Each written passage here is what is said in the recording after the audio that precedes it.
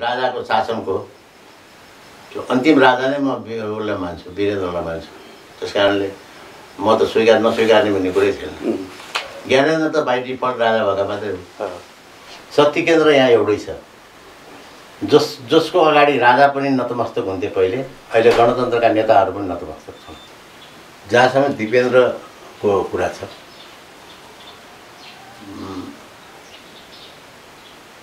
त्यो समाचार अरू जस्तो फासफुसे समाचार थिएन। नेपालमा चाहिँ गणतन्त्र स्थापना हुनु सजिलो, त्यो चाहिँ नि राजाको चाहिँ नि त्यो त्यसरी अन्त्य हुनु चाहिँ नि धेरै चाहिँ नि नेपालीले सोच्दै नसोचेको अनहोनी कुरा नै भयो। जब चाहिँ प्रजातन्त्रको पुनर्स्थापना भयो अनि त्यसपछि चाहिँ नि यो लुटमार सुरु भयो कि।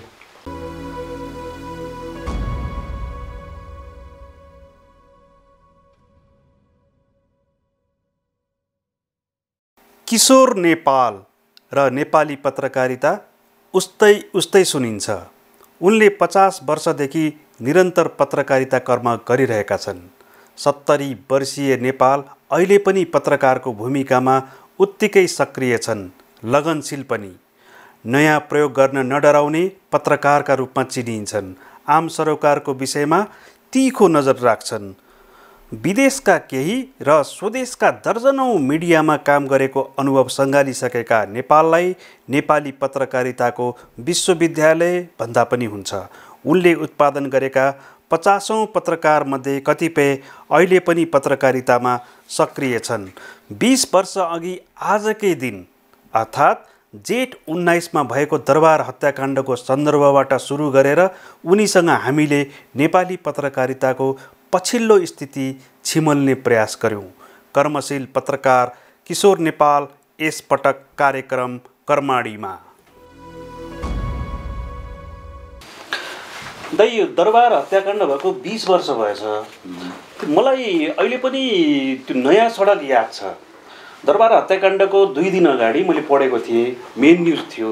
त्यसमा चाहिँ नि एउटा के सङ्केत गरिएको थियो भने तत्कालीन युवराज दिपेन्द्र वीर विक्रम शाहदेव आफ्नो प्रेमलाई विवाहमा परिणत गर्न चाहन्छन्, तर अभिभावकबाट स्वीकृति पाइसकेका छैनन्, केही अनिष्ट हुन सक्छ, उनी धेरै तनावमा छन् भन्ने किसिमको त्यसको आशय थियो। त्यो न्युजको भयो पनि त्यस्तै। दरबार हत्याकाण्ड भयो र दिपेन्द्रलाई त्यसमा चाहिँ नि दिपेन्द्र संलग्न रहेको त्यो हत्याकाण्डमा भनेर भनियो पनि।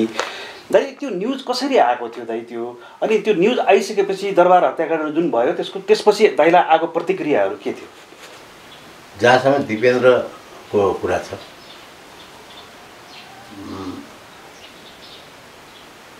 त्यो समाचार अरू जस्तो फासफुसे समाचार थिएन। दिपेन्द्रका केही साथीहरूसँग स्कुल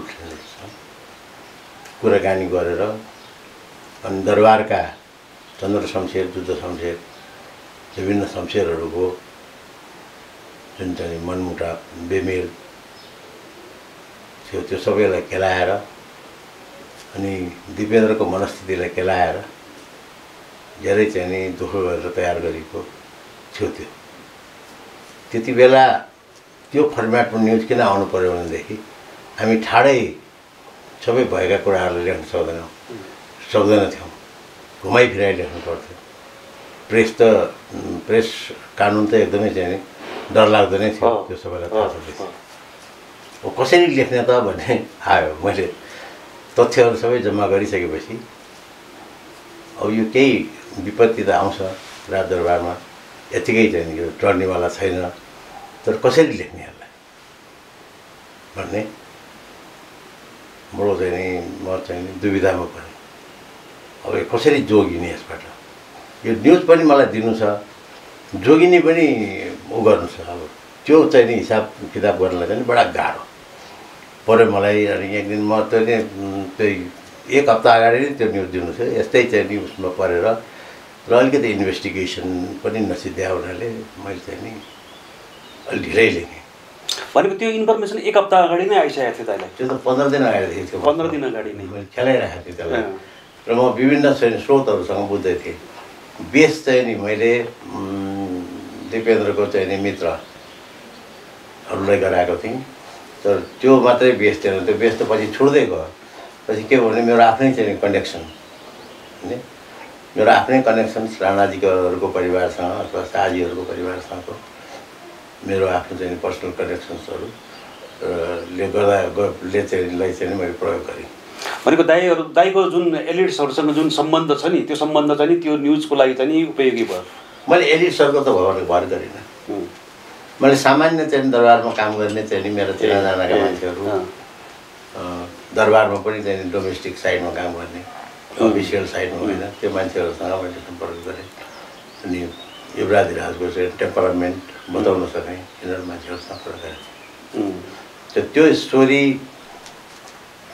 बेलायतको युवराजको, म बेलायतमा भइदिए भएर बेलायतको युवराजको चाहिँ त्यो बारेमा त्यो स्टोरी हुन्थ्यो भने त्यो बडा बेलायतमा लेखायो भए त्यो स्टोरी बडा रमाइलो हुन्थ्यो।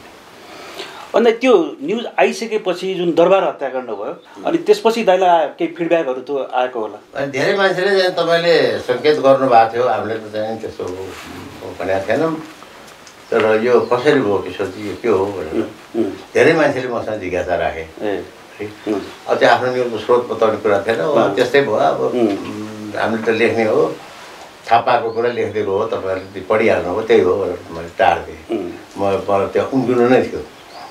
अनि मलाई चाहिँ नि तत्कालीन चाहिँ केही चाहिँ सत्तामा रहेका केही साथीभाइहरू, सत्तामा भनेर यो प्रधानमन्त्रीको पट्टि होइन, सरकारपट्टि, सिपातको सरकारपट्टि नै रहेका केही साथीहरूले चाहिँ नि अलिकति सावधानै भएर बस भनेर भनेको थिएँ। अनि मैले पनि यसमा सावधान हुनुपर्ने के कुरो हो, म त्यो हत्याकाण्डमा मेरो कुनै सहुलियत नभयो, मैले समाचार लेखाएँ यस्तो हुनसक्छ, अनिष्ट हुनसक्छ भनेको थिएँ। योभन्दा अनिष्ट के हुन्छ भनेर मैले एकजना चाहिँ नि ठुलै सिमाको सरकारका थोरै अधिकृतलाई मैले भन्नु पऱ्यो। र यो दरबार हत्याकाण्ड सम्बन्धी नेपाली मिडियामा धेरै कभरेजहरू भएको छन्। यस्तो लाग्छ कि लेख्न बाँकी अब केही पनि छैन भने जस्तो। दाइलाई के लाग्छ, नेपाली मिडिया अझै चुकिएको छ त्यसमा अझै इन्भेस्टिगेसन गर्नको लागि? इन्भेस्टिगेसनै भएको छैन, त्यसमा इन्भेस्टिगेसनै भएको छैन। त्यो इन्भेस्टिगेसनको परिस्थिति पनि आएको छैन। त्यो काण्डलाई, दरबार हत्याकाण्डलाई चाहिँ छुट्टै राखेर, अलग्गै राखेर त्यसको मात्र एउटा चाहिँ इन्डिपेन्डेन्ट चाहिँ रिपोर्टिङ नै भएको छैन, कसैले गरेको छैन। यहाँ चाहिँ नि या त चाहिँ नि दरबारको स्रोतले जे चाहिँ नि भन्यो त्यो छापिएको छ, या तारानाथ राणाबाट अथवा गिरिजाप्रसाद कोइराला तत्कालीन प्रधानमन्त्रीले जे भन्नुभयो त्यो छापिएको छ। तर यथार्थमा के थियो त, दिपेन्द्रको मनस्थिति के थियो, त्यो दिपेन्द्र नै थिए कि थिएनन्, त्यो त बडा रहस्यात्मक छ नि। एकजना चाहिँ दरबारमै काम गर्ने एकजना चाहिँ मान्छेले चाहिँ बुढी मान्छेले भनेअनुसार त त्यो त जताततै दिपेन्द्र देखिएको थियो। त्यतिखेर 3-4 जना दिपेन्द्र भन्ने त्यो अब त्यो दन्त्य कथा चाहिँ हो कि के हो त्यो पनि त कसैले छुट्याएको छैन अहिलेसम्म। त्यो के हो भनेदेखि त्यो हत्याकाण्ड भनेको त एउटा त्यो नेपालमा अचिन्त्य कुरा भयो कि, कसैले चिताएको पनि थिएन। नेपालमा चाहिँ गणतन्त्र स्थापना हुनु सजिलो, त्यो चाहिँ नि राजाको चाहिँ नि त्यो त्यसरी अन्त्य हुनु चाहिँ नि धेरै चाहिँ नि नेपालीले सोच्दै नसोचेको अनहोनी कुरा नै भयो। त्यो त पिछडै भयो। त्यसले सबैलाई थिच्यो। त्यो थिचेपछि मान्छेहरू त्यसलाई माथि राखेर तल अनि उ गर्न लागे, आफ्नो दाना पानी बनाउन लागे। जस्तो तारानाथजीले चाहिँ भटटर भनिदिनु भयो होइन, गिरिजाप्रसादमाथि चाहिँ नि आक्रमण भयो अनावश्यक। त्यसले गर्दाखेरि त ज्ञानेन्द्रको त इमेजै पहिले सुरुमै ज्ञानेन्द्रको इमेज गयो। त्यो त्यसरी चाहिँ नि बिगार्यो कि त्यसले। त्यस कारणले चाहिँ नि त्यो त्यो संविधान सभाबाट चाहिँ नि राजतन्त्रको समाप्ति एउटा स्वाभाविक प्रक्रिया भयो। 240 वर्ष पुरानो चाहिँ नि नेपालको राज संस्थाको चाहिँ नि समाप्तिलाई चाहिँ नि मान्छेहरूले थाहा नै पाएनन् के भयो भनेर। दाइ एउटा भन्छन् नि यो जुन दरबार हत्याकाण्ड भयो त्यो हत्याकाण्ड नै गणतन्त्रको जग थियो, त्यहीबाट चाहिँ नि गणतन्त्र आउन सहज भयो भनिन्छ। त्यो दाइ स्वीकार्नुहुन्छ? म त 240 वर्ष भयो राजाको चाहिँ नि राजाको शासनको त्यो अन्तिम राजा नै म उसलाई मान्छु, वीरेन्द्रलाई मान्छु। त्यस कारणले म त स्वीकार नस्वीकार्ने भन्ने कुरै थिएन। ज्ञानेन्द्र त बाई डिफल्ट राजा भएका मात्रै हो। दाइ अब अलिकति प्रसङ्ग परिवर्तन गर्न खोजेँ मैले र नेपाली पत्रकारितामा अलिकति जोड गर्न खोजेँ। जस्तो हामीलाई चाहिँ नि पत्रकार भनेको चाहिँ नि जुन दाइले हामीलाई सिकाउनु भयो, पत्रकार भनेको चाहिँ नि हुकुमको एक्का हुनुपर्छ बुझिस् भन्नुहुन्थ्यो हामीलाई। यो अहिले चाहिँ नि आम मान्छेहरू चाहिँ नि यो हुकुमको एक्का होइन, हुकुमको गुलाम भयो नेपाली पत्रकारिता, नेपाली पत्रकारहरू भन्छन्। यो प्रवृत्ति अहिले मात्र देखिएको हो कि दाइहरूको पालादेखि अथवा दाइहरूभन्दा पहिलादेखि नै यो सनातन प्रवृत्ति हो? तासको गड्डी भइसकेपछि हुकुमको एक्का त हुन्छ होइन, हुकुमको गुलाम पनि हुन्छ रहेछ। वजिर बादशाहको गुलाम वजिर बादशाह हुन्छ होइन। नेपाली मैले चाहिँ नि हामीले काम गर्दा सन्तोष र हामीले सँगै काम गर्दाखेरि पनि नेपाली पत्रकारिता यति छ्यालब्याल भएको थिएन। नेपाली पत्रकारिताको यति धेरै पत्रकारितामा यति धेरै चाहिँ राजनीतिक हस्तक्षेप थिएन। हामी त्यति बेला प्रजातन्त्रका लागि काम गर्थ्यौँ र प्रजातन्त्रका चाहिँ प्रतीक भनेर ठानिएका बिपी कोइराला, गणेश मानसिंह, कृष्णप्रसाद भट्टराई, गिरिजाप्रसाद कोइराला, उहाँहरूलाई हामीले सम्मान गर्थ्यौँ होइन। त्यसबाहेक राजनीतिक हस्तक्षेपको कहीँ बाटो थिएन। इभेन कम्युनिस्टहरूमा पनि थिएन, किनभने मनमोहनजी र पुष्पलालजीलाई उनीहरू पनि आदर गर्थे र उनीहरू पनि यो प्रजातन्त्र स्थापनाकै बाटोमा थिए। झगडा पनि थिएन अहिलेको जस्तो। तर मैले त्यो हुकुमको एक्का हुन्छ भनेर किन भनेको थिएँ भनेदेखि समाचार भनेको तथ्य हो। तथ्य सबैभन्दा बलियो हुन्छ, सत्य र तथ्य सबैभन्दा बलियो हुन्छ। सैद्धान्तिक रूपमा त्यो म ठिक थिएँ, तर व्यवहारिक रूपमा र नेपालको चाहिँ परिस्थितिमा म गलत थिएँ। मलाई अहिले लाग्छ मैले तिमीहरूलाई जे सिकाएँ त्यो राम्रो कुरो सिकाएँ। तिमीहरू जसुकै पनि मलाई गर्व के लाग्छ भनेदेखि मसँग काम गरेका मेरा चाहिँ भाइ साथीहरू जति पनि छन्, 300-400, 500, 600 जति पनि छन्, देशभरि छन् अहिले, र सबै एउटा चाहिँ आफ्नो चाहिँ गरी खाएका छन्, राम्रो स्थितिमा छन्। कसैले चाहिँ यो गलत किसिमको पत्रकारितामा हात हालेको छैन अहिलेसम्म। सन्तोषको कुरा त्यो हो नि।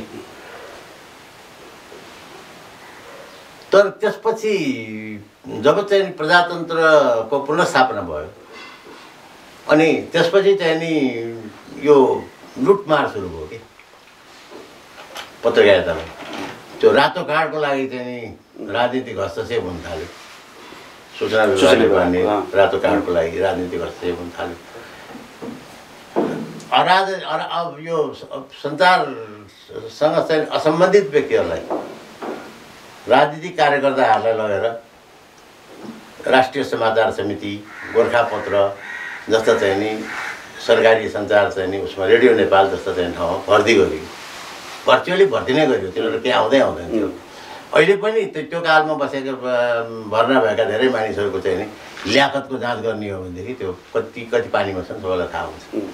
त्यसरी चाहिँ राजनीतिकरण भएको छ। यो प्रजातन्त्रवादीहरूले पनि राजनीतिकरण गरेका छन्, प्रशस्त गरेका छन्। र अब चाहिँ नि कम्युनिस्टहरूको त के भनेदेखि यो मिडियालाई, कम्युनिकेसन मिडियालाई चाहिँ नि आफ्नो पक्षमा लगाएर चाहिँ प्रचार गर्ने उनीहरूको उद्देश्य नै हो होइन।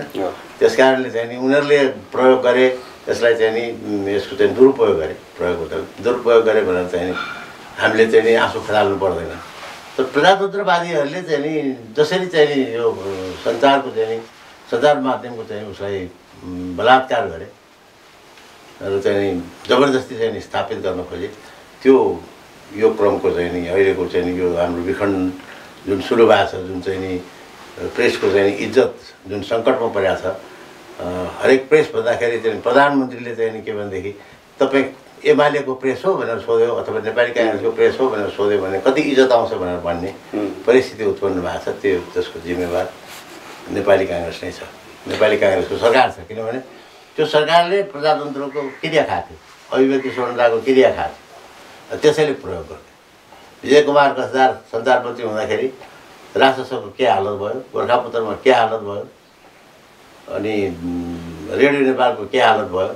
र ती संस्थाहरूलाई बिस्तारै चाहिँ नि संसद अन्तर्गत लिएर आएर तिनीहरूलाई स्वायत्त बनाउनु पर्ने ठाउँमा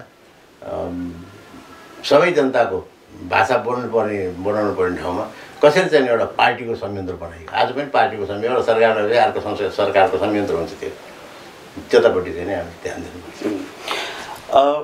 राजनीतिक हस्तक्षेप एउटा कारण होला, तर यसमा स्वयं सम्पादकहरू पनि दोषी छन् कि छैनन्?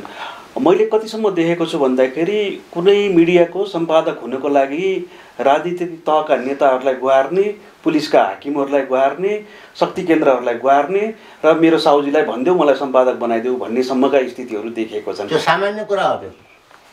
त्यो जब चाहिँ नि अभिव्यक्ति स्वतन्त्रतामा त्यसरी हस्तक्षेप हुन थाल्यो, त्यसको स्वायत्ततामा हस्तक्षेप हुन थाल्यो, स्वाभाविक रूपले मान्छेले चाहिँ नि ऊ खोज्न थाल्यो, एउटा डुब्तेका तिनका सहारा भनेर तिनका खोज्न थाल्यो होइन। त्यो तिनका खोज्दै जाँदाखेरि धेरै मानिसहरू चाहिँ नि, मलाई पनि थाहा छ, धेरै मान्छेहरूले चाहिँ नि आफूलाई प्रस्तुत गरेका छन् र चाहिँ नि आफ्नो प्रतिद्वन्दी जो छ त्यसलाई सिद्ध्याएका छन्। त्यसै कारणले अब यो कुरा चाहिँ नि धेरै गहिरो कुरा हो। र नेपाली पत्रकारिताको कसरी राम्रै अध्ययन गर्छ भनेदेखि यी प्रवृत्तिहरू कसरी आयो भन्ने अध्ययन गर्नुपर्छ। अहिलेको जस्तो छासपिसे झेसपिसे अध्ययन गरेर 2-4वटा चाहिँ नचाहिने हावादारी कुरा लेखेर अनि त्यसलाई चाहिँ नि पिएचडीको चाहिँ थेसिस बनाएर केही उमर लाग्ने काम छैन। जस्तो यही प्रवृत्तिले गर्दाखेरि जुन पछिल्लो समय देखियो, विशेष गरेर यो कोभिड पछि चाहिँ नि श्रमजीवी पत्रकारहरूको हैसियत देखियो, उनीहरूको औकात देखियो, उनीहरूलाई जुनसुकै बेला निकाल्न सक्ने अथवा एकदमै कम तलबमा चाहिँ नि काम गराउन सक्ने मालिक चाहिँ बलियो भए। ती पत्रकारहरू चाहिँ जो 20 वर्षदेखि काम गरिरहेको थिए उनीहरू चाहिँ धेरै निरीह देखिए। दाइलाई चाहिँ दया लाग्दैन त्यस्तो स्थिति देख्दाखेरि पत्रकारहरूको? दया लाग्ने भन्दा पनि आफूले त्यसमा केही गर्न सकिएन भन्ने ग्लानी चाहिँ नि हुन्छ। किनभनेदेखि त्यो पत्रकारहरूको दोष छ त्यसमा। पत्रकार महासङ्घको सभापति निर्वाचित भइसकेपछि मैले एउटा हिसाबले चाहिँ नि पत्रकार सङ्घलाई चलाउनुपर्छ भन्ने मैले सोचेको थिएँ। यसलाई चाहिँ नि मेरो विचारमा चाहिँ नि यो एनजिओ होइन, तर चाहिँ नि त्यो सेमी एनजिओ पाराले यसलाई चलाउनुपर्छ। आदि यसले एनजिओको काम गरोस्, आदि चाहिँ नि आफ्नै शास्त्रमा यो चाहिँ अल्मल ल्याओस् भन्ने मेरो थियो। र चाहिँ नि अलिकति त्यसले चाहिँ नि प्रशिक्षण दिने काम पनि गरोस् भन्ने थियो। तर त्यो केही पनि भएन। यो राजनीतिक उसमै चाहिँ राजनीतिक प्रतिस्पर्धामै चाहिँ नि ऊ पनि लाग्यो। पत्रकार महासङ्घमा त हिँडे, पत्रकार महासङ्घ पनि लाग्यो। पत्रकार महासङ्घ लागिसकेपछि पत्रकार महासङ्घमा चाहिँ नि सुरुदेखि गलत प्रवृत्ति के हाबी भयो भने पत्रकार महासङ्घ भनेको श्री 5 को सरकारको एउटा विभाग हो, सञ्चार मन्त्रालयको एउटा अङ्गको रूपमा हो यो भन्ने चाहिँ नि भावना पर्यो पत्रकारहरूलाई। अनिखेरि सबै कुरामा चाहिँ नि निर्भरता पनि बढ्दै गयो। अब अधिवेशन गराउन पनि सरकारसँगै पैसा लिनुपर्ने, अनि त्यो सरकारले नै चाहिँ के पत्रकारको पारिश्रमिक निर्धारण गर्ने कमिटी बनाउनु पर्ने, त्यो कमिटीमा पत्रकारहरू बसेर मोटर चढ्नुपर्ने, यस्तो चाहिँ नि हास्यास्पद कामहरू भयो धेरै। यसलाई चाहिँ सञ्चारलाई अगाडि बढाउने भन्दा पनि पत्रकारितालाई अगाडि बढाउनु भन्दा पनि यसलाई भाषमा गाड्ने कामहरू भयो। सरकारको चाहिँ दलालीमा दलालीको ट्रेनिङ दियो क्या पत्रकार महासङ्घले। म त फ्र्याङ्कली भनिदिन्छु यो कुरा। र चाहिँ नि सबै चाहिँ नि अब आफ्नो अहिले दलालीमा लागेका छन्। जस्तो पत्रकार महासङ्घको चाहिँ नि कम्बिनेसन हेऱ्यो भने अहिले त्यहाँ चाहिँ नि 3-4वटा चाहिँ नि उपमहासङ्घहरू पाइन्छन् विभिन्न पार्टीका, त्यहाँ उपस्थिति छन् होइन। जब पत्रकारले केही बोल्नै पाउँदैन र चाहिँ नि नेताहरूले नै चाहिँ सबै कुरा गर्छन् भनेदेखि त्यो कसरी त्यो बनाएर छ, त्यो स्ट्रक्चर कस्तो रहेछ भन्ने त्यसै थाहा भइहाल्यो। त्यस कारणले मलाई त ग्लानी हुन्छ। मलाई त चाहिँ नि यो फलानाले चाहिँ यति तलब पाउने भनेर न्यूनतम पारिश्रमिक निर्धारण समिति भनेर बनायो। पत्रकारको पारिश्रमिक न्यूनतम पारिश्रमिक चाहिँ नि सरकारले तोक्ने हो र? त्यो सरकारले बनाएको समितिले तोक्ने हो र? त्यस्तो पत्रकारहरूको त्यो जसले चलाउने हो त्यसले तोक्नु पर्यो नि। त्यो त चाहिँ के भने पत्रिका जसले चलाउँछ त्यो म्यानेजमेन्ट र पत्रकारको बिचको चाहिँ नि पो सन्धि हो, सम्झौता हो त। त्यहाँ त कडा कानुन युज गर्नु पर्यो। पत्रकार र चाहिँ नि म्यानेजमेन्टको बिचमा भएको चाहिँ नि सम्झौता अनुसारको तलब पाएन भनेदेखि अनि पो चाहिँ नि अदालतले, सरकारले, उसले त्यसले हस्तक्षेप गर्ने कुरा आउँछ। पहिले नै चाहिँ नि तिम्रो चाहिँ नि के भनेदेखि तपाईँको चाहिँ के भनेदेखि उसको के ओनरको पक्षमा चाहिँ नि पहिला नै डिसिजन गरिदिने, त्यस्ता किसिमका कामहरू भएको छ नि। र आज चाहिँ नि जति पनि चाहिँ नि मिडिया हाउसहरू छन्, ठुल्ठुला मिडिया हाउसहरू, तिनीहरूको चाहिँ नि आन्तरिक दुर्गति त मलाई भन्दा सन्तोषलाई बढी थाहा हो। जस्तो नि एउटा दाइले पनि ख्याल गर्नुभएको छ पक्कै पनि, केही सम्पादकहरू नेपालमा केही सम्पादकहरू चाहिँ नि मिडियाका साहुहरूसँग चाहिँ नि मिलेर समाचारमा दलाली गर्छन् भन्ने एउटा कुरा इस्ट्याब्लिस जस्तो देखिन्छ यहाँ। अनि अर्को चाहिँ नि के छ भन्दाखेरि जो 20 वर्षदेखि डेस्क या रिपोर्टिङमा काम गरिरहेछन् उनीहरूको आर्थिक हैसियत चाहिँ नि पुरै गयो गुज्रेको छ। अहिले पनि स्थिति त्यही छ। जबकि दाइले चाहिँ हामीलाई चाहिँ वृत्ति विकास गर्नुपर्छ पत्रकारहरूको भनेर सिकाउनुहुन्थ्यो, त्यो गर्ने प्रयास पनि गर्नुहुन्थ्यो आफ्नो तर्फबाट। तर अहिले त्यो देखिँदैन। सम्पादक पनि कस्तो भयो भन्दाखेरि आफ्नो कलिगहरूलाई चाहिँ कमभन्दा कम पारिश्रमिक दिएर अथवा दुःख दिएर के गरेर हुन्छ, मालिकलाई रिजाउन पायो भने चाहिँ उसको चाहिँ जागिर जोगिन्छ भन्ने त्यो एकदम त्यो मनोवृत्ति बढी देखिन्छ हामी कहाँ चाहिँ नि। यस्तो किन भयो? यो के भनेदेखि सम्पादक नेपालमा चाहिँ जो सम्पादक भएर आए मानिसहरू या त बढी योग्यता भएर आएका सम्पादक भए या योग्यतै नभए मान्छेलाई सम्पादक बनायो। मेरो हिसाबमा न्युजपेपर ओनरहरूले अथवा न्युजपेपर ओनर भन्दा चलाउने मान्छेहरूले भनौँ न, आफ्नो बसमा बस्ने, आफ्नो नियन्त्रणमा बस्ने, आफ्नो भनाइ मान्ने सम्पादक खोज्यो। अनि त्यस्तो सम्पादक जी हजुरी गर्ने सम्पादक भयो भने उसलाई अखबार चलाउन सजिलो भयो। आज हरेक अनलाइनमा यही समस्या हो, हरेक चाहिँ ठुला अखबारहरूमा पनि यही समस्या हो।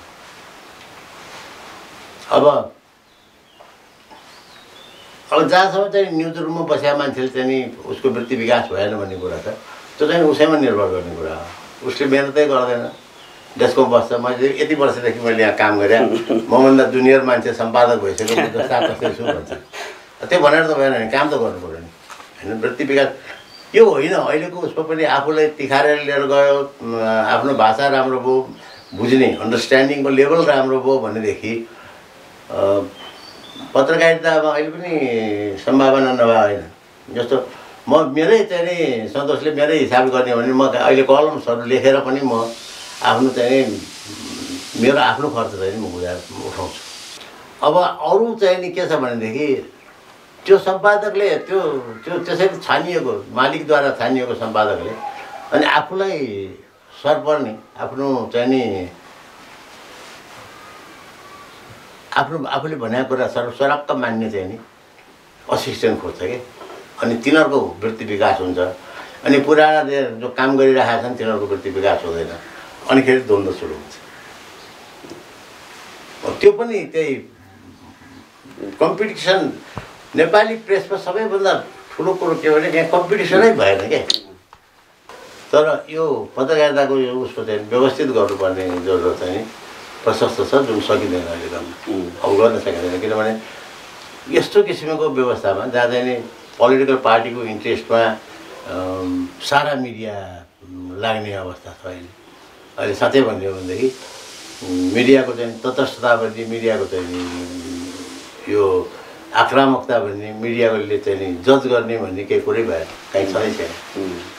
जसले जे बोल्यो त्यो टिपेर समाचार हुँदैन नि, त्यो टिपेर मात्र समाचार हुँदैन, त्यो त सूचना हो होइन। आज चाहिँ नि चौलेन्द्र शमशेरजीले प्रधान न्यायाधीशको हैसियतले यस्तो भन्नुभयो भन्ने त सूचना हुन्थ्यो होइन। उहाँले चाहिँ नि आज चाहिँ रिट चाहिँ पर्सि चाहिँदेखि छलफल हुने भन्ने कुरा त विश्लेषणको विषय होइन नि। अब त्यो विश्लेषण गर्न अलिकति भित्र पस्नु पऱ्यो। भित्र पसेपछि चाहिँ मालिक रिसाउने भयो, प्रधान न्यायाधीश पनि रिसाउने हुनुभयो, अथवा मुख्य सचिव रिसाउने हुनुभयो, अथवा मन्त्रीहरू रिसाउने भए, प्रधानमन्त्रीजी रिसाउने हुनुभयो होइन। अब यो सबै रिसाउनेहरूलाई खुसी पार्दै पार्दै पत्रकारिता लङ्गडो।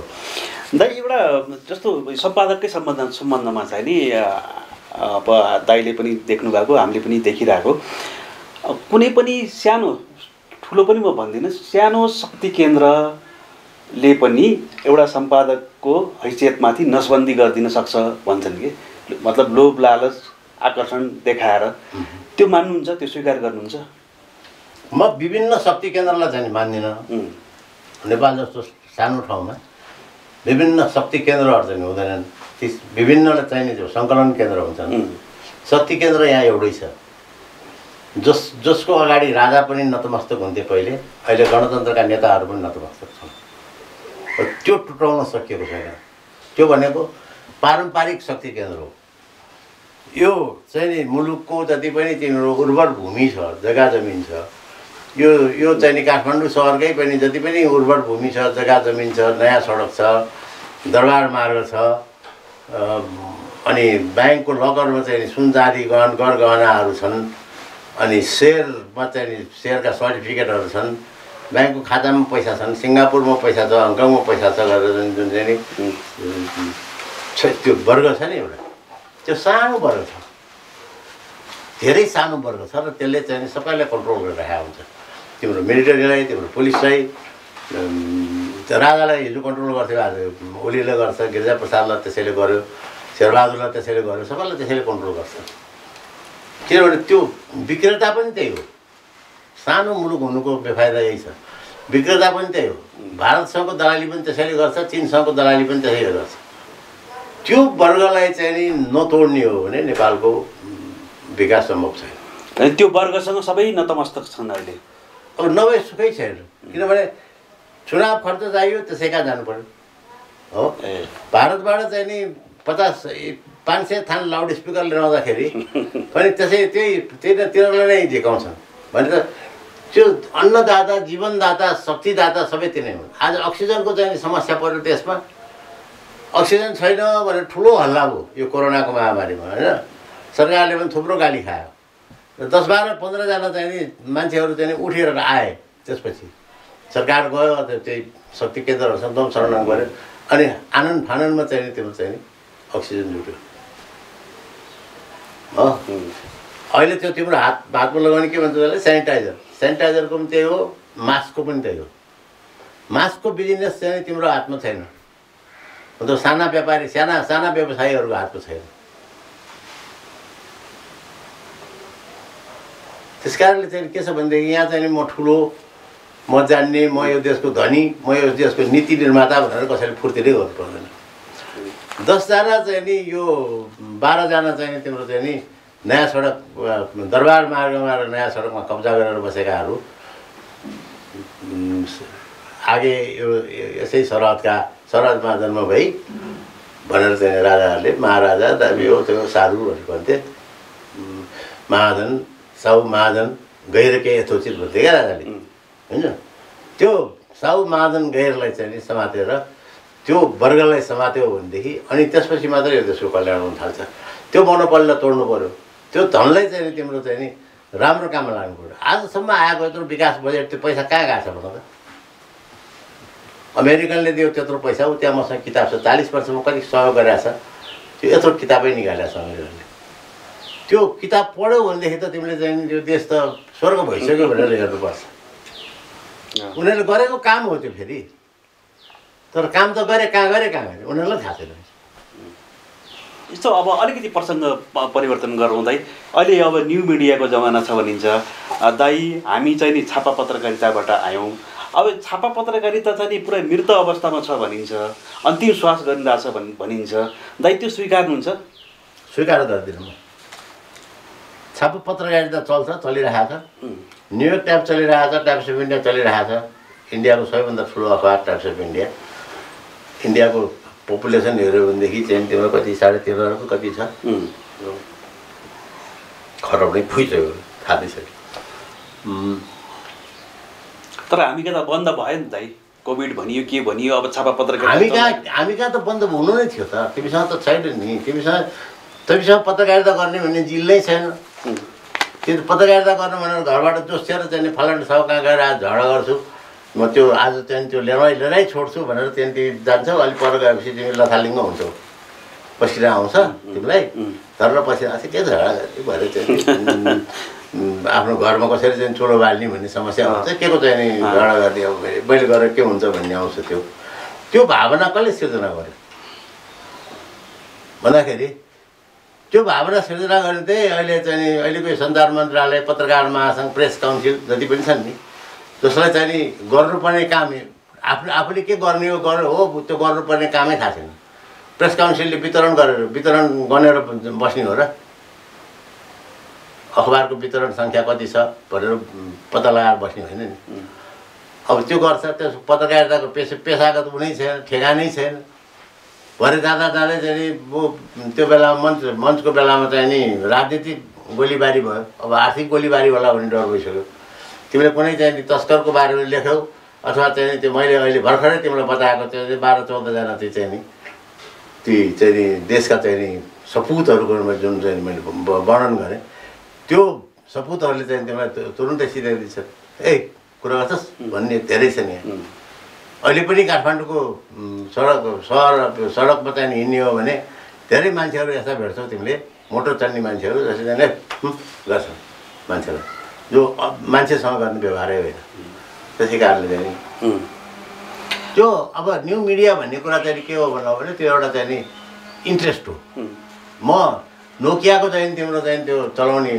मोबाइल आउँदाखेरि म नोकियाको त्यो चलाउन नजानेर मलाई आपत हुन्थ्यो अहिले मलाई यो नभए हुँदैन स्मार्टफोन नभए हुँदैन अब यो न्यू मिडिया नै हो नि होइन त्यसै गरी चाहिँ म चाहिँ टेलिभिजनमा म छापाबाट आएको मैले टेलिभिजनमा राम्रोसित काम गरेँ म अहिले पनि टेलिभिजनमा काम गर्न सक्छु होइन गरिराखेकै छु होइन अहिले छैन भनेदेखि चाहिँ तिम्रो त्यो होइन कसैले कसैलाई रिप्लेस गर्ने भन्ने कुरा आउँदैन नि वेद पुराणहरूलाई चाहिँ नि तिम्रो चाहिँ नि आधुनिक शास्त्रहरूले विज्ञानहरूले अथवा चाहिँ नि मानव शास्त्रहरूले रिप्लेस गरेर गरेका छन् सबैको आफ्नो ठाउँमा आफ्नो महत्त्व हुन्छ भोलि चाहिँ नि तिम्रो यो साउन्ड अनि यो लिपि अनि तिम्रो चाहिँ सबै कुराहरू चाहिँ समाप्त भएर गयो अक्षर भन्ने कुरा त ढुङ्गा पनि खोपेर राखेको रहेछ नि हो आज त तिम्रो र हाम्रो चाहिँ नि इतिहास कसरी लेखिया छ भन्दाखेरि शिलालेखमै जे लेखिया छ त्यसैको आधारमा लेखिया छ नेपालको इतिहास अंशु वर्माको चाहिँ शिलालेखको आधारमा लेखिया छ होइन त्यो होइन त्यस कारण त्यो कसैको केही अल्टरनेटिभ भन्ने हुँदैन विकास त हुँदै जान्छ मान्छे चन्द्रमामा पुगिसक्यो हामी न्यू मिडियाको कुरा गर्छौँ के ठुलो कुरो गर्छौँ मान्छेले चन्द्रमामा पुग्ने मङ्गल ग्रहमा पुग्ने भन्ने कुराको अगाडि वैज्ञानिक उपलब्धिको अगाडि न्यू मिडिया ठुलो कुरो हुँदैन त्यसलाई त्यो न्यू मिडिया भन्ने फेसन हो त्यो फेसनेबल बनाएको छन् मान्छेहरूले त्यो फेसन बनाउन सक्नेले गरी खाएका छन् गरी खान दिनुपर्छ अलिकति व्यक्तिगत प्रश्नमा म आउँछु सायद मलाई जहाँसम्म लाग्छ जेठ 22 गते हजुरको 70औँ जन्मदिन हो जस्तो लाग्छ मलाई 22 गते जस्तो लाग्छ 22 गते पर्सै पर्दैन थाहा छैन जुन 5 हो जुन 6 हो यो 70 वर्ष उमेर पुग्नुभयो तपाईको उमेरमा विशेष गरेर नेपाली समाजका ब्राह्मणहरू चाहिँ नि यो तीर्थ व्रतमा जाने अनि समाजमा पनि यो मन्दिरको समितिमा मन्दिर निर्माण समितिमा बस्ने यस्तो कामहरू बढी गरेको देखिन्छ कि दाइको सक्रियता चाहिँ नि धेरैको लागि ईर्ष्या लाग्दो पनि छ हाम्रो लागि पनि किनभने 50 कटिने बित्तिकै मान्छे पत्रकारिताबाट थकित भइसकेका छन् थारो भइसि जस्तो देखिन्छ दाइको ऊर्जाको स्रोत चाहिँ के हो अब धेरै जसो मान्छे सन्तोष पत्रकारितालाई पेसा बनाएर आए अनि बच्चादेखि नै केटाकेटीदेखि नै पत्रकारिता चाहिँ प्यासन हो मेरो लागि चाहिँ के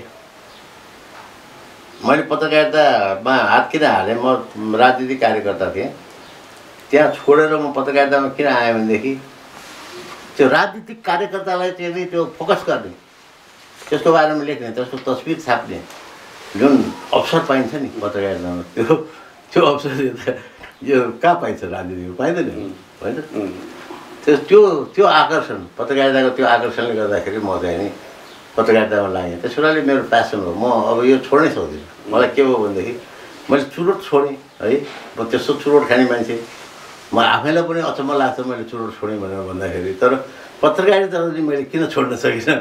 जस्तो मेरो सबै साथीहरू कति लेख्छ यार तिमी म त थाकिसकेँ नगर अब भन्ने पनि छन्, मलाई डिस्करेज गर्ने पनि छन्।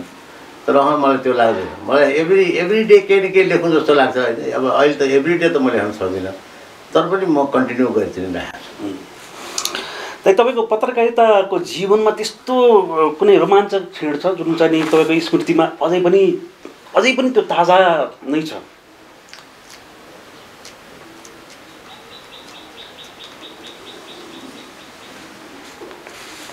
दुःखद क्षणहरू त धेरै होला, दुःखका।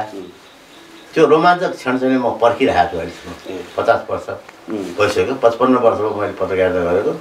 अहिले पनि त्यो रोमाञ्चक क्षण कति बेला आउँछ भनेर पर्खिरहेको छु। I'm waiting. एउटा पत्रकारको ठुलो उपलब्धि के हो? एउटा पत्रकारको ठुलो उपलब्धि उसको आत्मसन्तोष हो। मैले यति त गरेँ, जसुकै भए पनि कसैले नाम लियोस् नलियोस्, कसैले पेन्सन दियोस् नदियोस्, कसैले मेरो स्वास्थ्य उपचारको खर्च उठाओस् नउठाओस्, मैले यति त गरेँ भन्ने जुन आत्मसन्तोष हुन्छ त्यो नै उसको पुरस्कार पनि हो। त अन्तिममा एउटा जस्तो दाइसँग काम गर्दाखेरि दाइले समाचार हेर्नुहुन्थ्यो अनि आफूलाई धेरै गजब गरेको छु जस्तो लाग्थ्यो। अनि मैले चाहिँ के हेर्थेँ भन्दाखेरि त्यहाँ किशोर दाइले बाइलाइन हालिदिनुहुन्छ कि हालिदिनुहुन्न भन्ने बडा त्यो चिन्ता हुन्थ्यो। बाइलाइन हाल्यो भने एकदमै खुसी हुन्थे, बाइलाइन नहालिदिँदा एकदमै दुखित हुन्थे। एउटा पत्रकारलाई यो बाइलाइन प्रतिको प्रेम किन हुन्छ दाइ? आइडेन्टिटी। बाइलाइन भनेको एउटा आइडेन्टिटी हो। मैले बाइलाइनमा म कन्जर्भेटिभ नै मान्छे हुँ। मैले धेरै कम बाइलाइन हाल्थेँ। तिम्रो सबैको चित्त दुख्ने बाटो पनि त्यो थियो। तर के भने त्यो बाइलाइन हाल्न योग्य समाचार भएको बेलामा त मैले सधैँभरि बाइलाइन हाले आउँथेँ। बाइलाइन मात्रै हाले हुँदैन थियो, त्यसमा विवरण पनि दिएको हुन्थेँ। सन्तोष आचार्यले अथवा लोकबन्धु बोगटीले अथवा सुभाष ढकालले तयार गर्नुभएको रिपोर्ट भनेर पनि दिएको हुन्थ्यो। त्यसको पृष्ठभूमि समेत दिएर म बाइलाइनमा त्यस्तो कन्जुस होइन, म दिन्छु, आरामसित दिन्छु। तर के भनेदेखि भैरवामा लामखुट्टेको आतङ्क भनेर अथवा चाहिँ भैरवाबाट सुनौली चाहिँ जाने लाउरेहरूको सङ्ख्या बढ्यो, घर फर्किने लाउरेको सङ्ख्या बढ्यो भनेर सन्तोषले भैरवाको डेडलाइनबाट कुनै न्युज पठायो भने त्यो त कुनै ठुलो कुरो त भएन। भैरवा चाहिँ तराई क्षेत्र हो, मधेस हो, त्यहाँ चाहिँ लामखुट्टेको सधैँ आतङ्क हुन्छ। अब भैरवा चाहिँ सुनौली भैरवा चाहिँ एउटा चाहिँ बाटो हो, त्यहाँ चाहिँ सधैँ लाउरेहरूको भिड हुन्छ। त्यो कुनै ठुलो कुरो त भएन। सन्तोषले चाहिँ नि भैरवाको चाहिँ त्यो के भैलु भुजा भन्ने चाहिँ त्यो जुन अफिस छ त्यो अफिस चाहिँ यसरी क्र्याक हुन थाल्यो भनेर दियो भनेदेखि चाहिँ त्यो ठुलो न्युज भइहाल्यो। त्यस कारणले समाचारको महत्त्वलाई बुझ्नुपर्छ, सूचना र समाचार छुट्याउन सक्नुपर्छ। हाम्रो साथीहरूमा त्यो समझ पनि छैन। अहिले मलाई दुःख लाग्छ के भने धेरै ठुल्ठुला सर्वश्रेष्ठ अखबारहरूले पनि सूचनालाई समाचार भनेर पसिराखेको देख्छु म। सूचना समाचार होइन, सूचना नै हो, इन्फर्मेसन नै हो। समाचार भनेको समथिङ एल्स। हुन्छ, धन्यवाद।